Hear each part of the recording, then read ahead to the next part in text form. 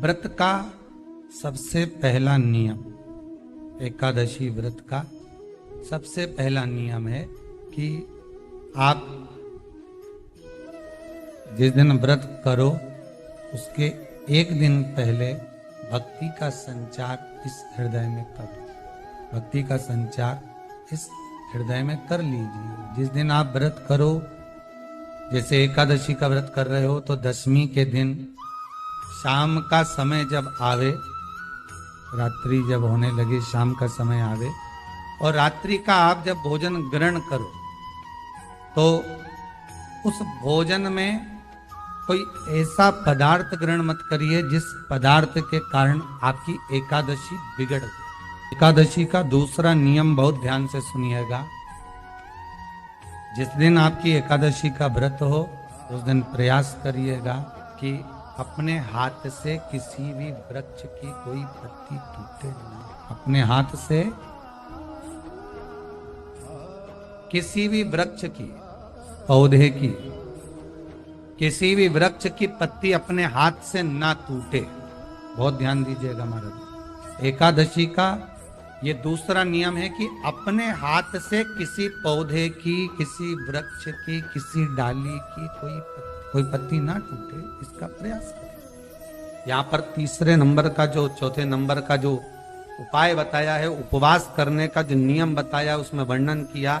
एकादशी के दिन अगर आपका व्रत है तो आप भूलवश भी डब्बे में रखी हुई रोटी गाय को ना देते हुए कुछ थोड़ा सा फलहार, कोई केला, कोई सेब, जो आप खाते हो, अंगूर, पपीता, जो आप ग्रहण कर रहे हो, उसका थोड़ा सा भाग आप गाय को प्रदान, आप गाय को दीजिए। रोटी ही दी है, डब्बे में से निकाल के ले गई, गाय आई है, रोटी देना, देव मना नहीं।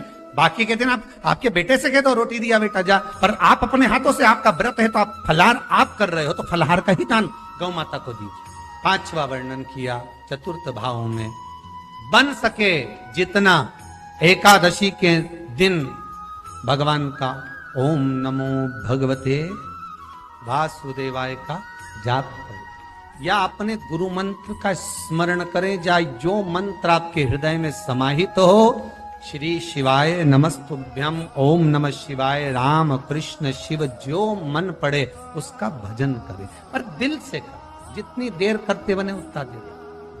माला पकड़ने की भी जरूरत नहीं कि माला पकड़ के बैठो, तो घटके जिब्या से जप लो नहीं जी वही उतना में पूरा हो जाए, वही बोल। पांचवा नियम कहा, जिस दिन आपका व्रत रहे किसी निंदक से बात ना। निंदक जानते हो, भाई दूज के दिन, दिवाली की जो भाई दूज होती है ना, होली दिवाली की जो दूज होती है, उनमें ऐसा गोबर का भाई दूज बनाते हैं और पास में एक चुगलखोर भी बना, और चुगलखोर के ऊपर ऐसा भाटा धर दे, एक पत्थर।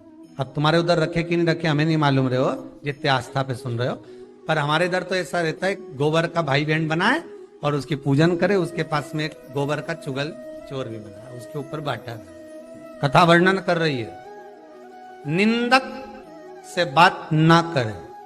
मान लो किसी ने आकर आपको निंदा कर भी दी तो तुरंत सूर्य नारायण भगवान का दर्शन करें और 3 बार उनका दर्शन कर कर नेत्र बंद करें, तब जाकर वो निंदा जो अंदर गई है, अंदर पवित्रता प्रदान करेगी, तब जाकर एकादशी का व्रत लगेगा। पहले तो प्रयास करो, अगर जो निंदा करने आता है ना तो उसको उस दिन एकादशी वाले दिन दरवाजे पे लिख दो कि चुगल चोर। फिर कहा जीव की हत्या ना करे, अगला नियम है, अपने द्वारा जीव की हत्या ना हो, प्रयास करना, किसी को कष्ट ना हो। 18 नियम में से एक नियम और, प्रयास करिएगा एकादशी जब भी करें तो द्वादशी से जुड़ी हुई करें, दशमी से जुड़ी हुई एकादशी कम करें। जो वैष्णवों की एकादशी कौन सी होती है? जो एकादशी द्वादशी से जुड़ी, दशमी से नहीं। दशमी से जुड़ी हुई एकादशी व्रत कहलाती है। Resell sarees and earn profits up to 15,000 rupees every week.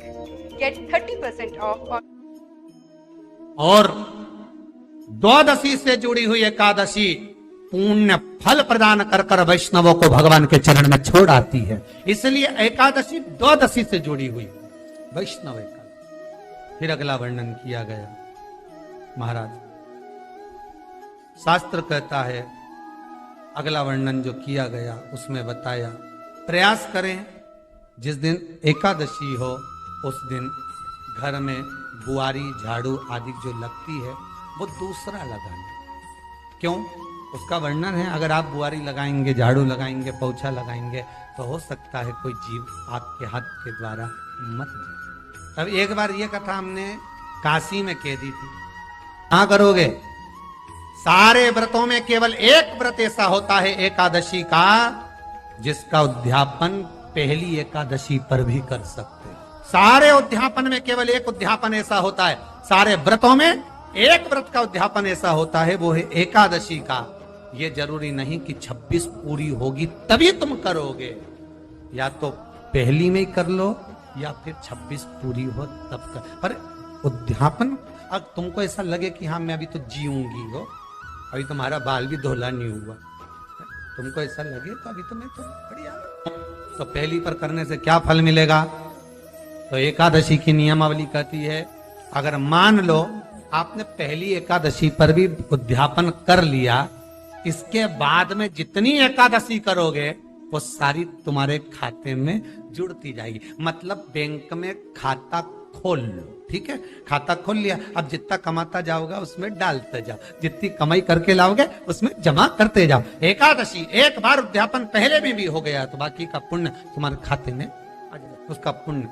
Ekadashi का उद्यापन बड़े महीने में माघ शुक्ल एकादशी के दिन, माघ का महीना हो, शुक्ल पक्ष की, जम के बोलिए एकादशी हो, प्रयास करना कि आप उद्यापन करें, भले 5, 10, 11, 12 जितनी एकादशी हो जाए, 26 हो जाए तो ज्यादा अच्छी है, नहीं तो आप करें तो माघ महीने की शुक्ल पक्ष की एकादशी के दिन आप उद्यापन करें।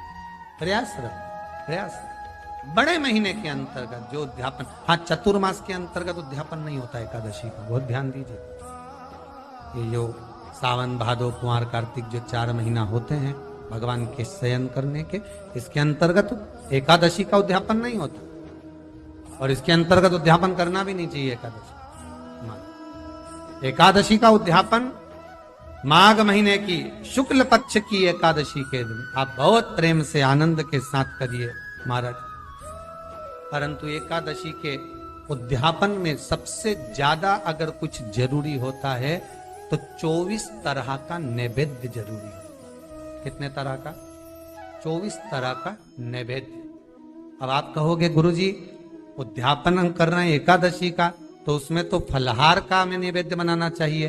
तो फिर ये पुराण के अंतर्गत स्कंद पुराण में ये चीज लिखी है कि एकादशी का जब उद्यापन करते हैं तो 24 तरह का नैवेद्य बनाकर सिद्ध करते हैं। 24 तरह का नैवेद्य जान रख लेना, हलवा बना लो, खीर बना लो, पूड़ी बना लो, सब्जी बना लो, पकोड़ा बना लो, भजिया बना लो, ऐसे 24 तरह का नैवेद्य अलग अलग चाहिए।